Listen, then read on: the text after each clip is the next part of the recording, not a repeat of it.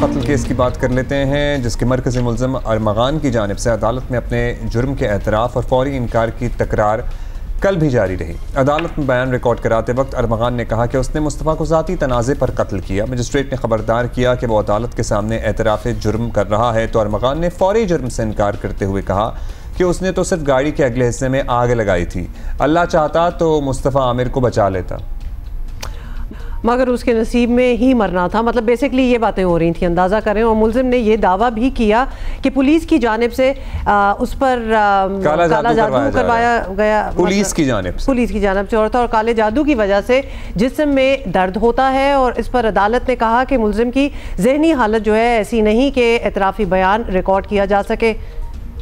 अच्छा, जिसके बाद अदालत ने पेशी का तहरीरी हुक्मनामा जो है वो जारी करते हुए मुल्ज़िम को जुडिशल रिमांड पर जेल भेज दिया।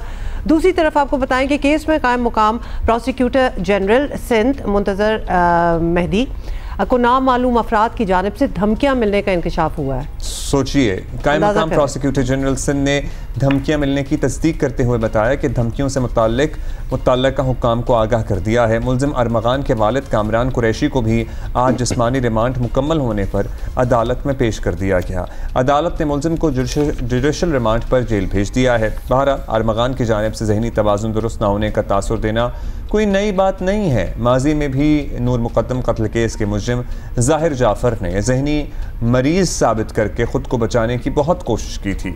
मुस्तफ़ा कत्ल केस में पुलिस को होशियार रहना होगा कि ऐसी कन्फ्यूजन में बना बनाया केस कहीं बिगड़ ना जाए। और नॉर्मल माइंड तो आप वैसे ही उसका ना समझे ना, जो शख्स किसी का कत्ल कर रहे हैं तो वो नॉर्मल तो वैसे ही नहीं होगा, लेकिन इसका मतलब ये भी नहीं है कि उसको कोई एबनॉर्मल है या कोई मेंटल इश्यूज है या कुछ है और इस वजह से उसने किया है। नहीं, उसने अपनी वजह से कत्ल किया था। अमीन अनवर है हमारे साथ ही, वो कवर करते रहे इस कार्रवाई को। अमीन, अब सुना था कि अरमगान ने खुद कहा जज साहब को कि मैंने जुर्म किया, ज़ाती रंजिश पर इसका कत्ल हुआ, फिर उसके बाद क्या हुआ अदालत में?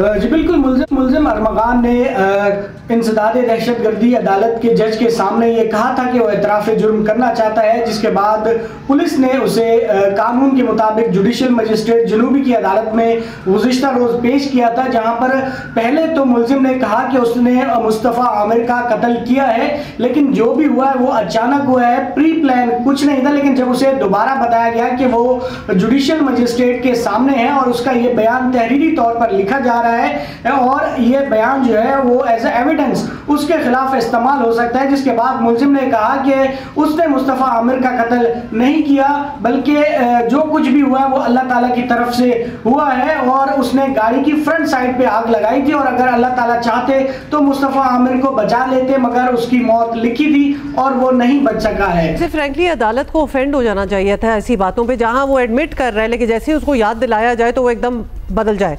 तो जो रिमार्क्स सामने आ रहे हैं इस वक्त, जो आप हमें बता भी रहे हैं, लगता है कि अदालत भी इस लेफ्ट राइट बयान बदलने, तमाशे लगाने से तंग आ चुकी है। तो ऐसा ही हो रहा है और क्या करना है? बज़ाहिर यही लग रहा है अब तक जो हमने केस में पेशरफ देखी है उससे यही नजर आता है कि मुल्जिम जो है वो लेफ्ट राइट करने की कोशिश कर रहा है और अपने आप को बचाने के लिए बार बार बयानात बदल रहा है। ताहम अब जो है वो इस केस में जो फाइनल आप कह सकते हैं कि मुल्जिम ने एतराफ़ जुर्म नहीं किया, लेकिन कुछ हद तक उसने ये माना है कि उसने कत्ल किया है, लेकिन जो कुछ भी हुआ है वो अचानक हुआ है, कुछ प्री प्लान नहीं था। जिसके बाद अब देखना यह है कि जो चार्जशीट आती है इस केस में मुल्जिम के खिलाफ, जो इन्वेस्टिगेशन जब कंप्लीट होगी उसमें जब मोबाइल फोन का फोरेंसिक होगा और इसके अलावा जो लैपटॉप से उनके फोरेंसिक होगा, तो उसके बाद पता चलेगा कि ये प्री प्लान मर्डर था या अचानक था। तो जब केस की चार्जशीट आएगी तो मजीद इंकशाफात उसमें सामने आएंगे।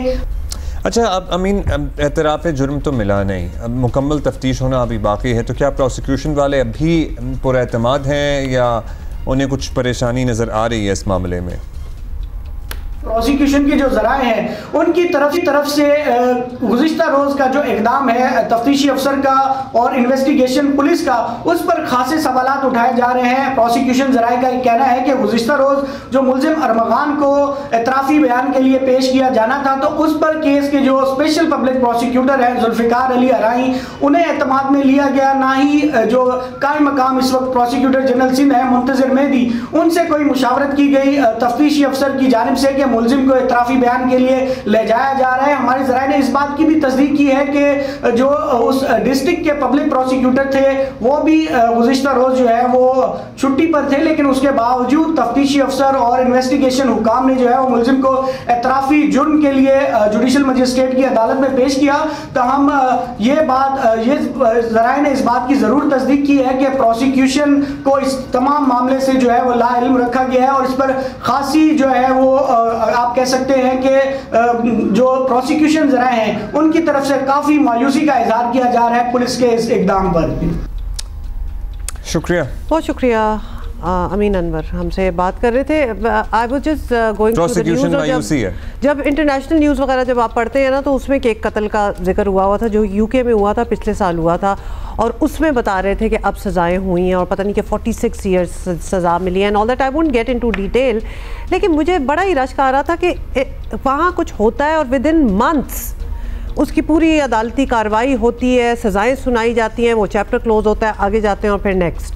हमारी तो ये मतलब चलता ही रहता है, सालों कोई ना कोई लूप होल ढूंढे जाते हैं बचाने के लिए या कुछ करने के लिए, उसके बाद हज़ारों चीज़ें हो जाती हैं, कभी किसी चीज़ का कोई फ़ैसला एंड में उस तरह डिसाइसिव फ़ैसला नहीं निकलता या फिर वो रहे, उसके बाद अपीलें आ जाती हैं। मतलब ये प्रोसेस जो है हमारा बहुत लंबा है और बाहर के मुल्कों में इट्स सो क्विक, और justice should be very fair and quick also, it should be fair, मतलब दैट्स द होल आइडिया।